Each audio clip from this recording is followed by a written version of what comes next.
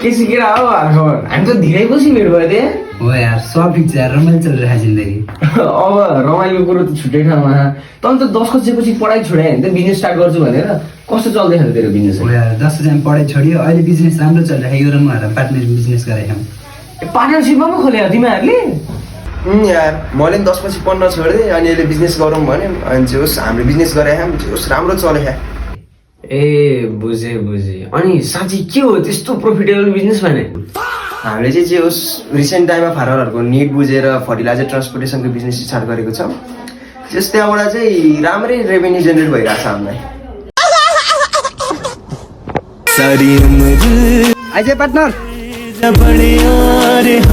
तेरे पीछे ये जिंदगी म यहाँ फाल्छु गोबर त पछाडि जा गई सारी उम्र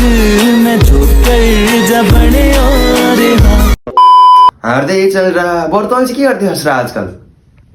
मैले चाहिँ रिसेन्टली इन्जिनियरिङ कम्प्लिट गरेँ होइन अहिले चाहिँ म हालसालमा यो कन्स्ट्रक्सन साइटमा चाहिँ म्यान पावरको सेक्टरमा काम गरिरहेको छु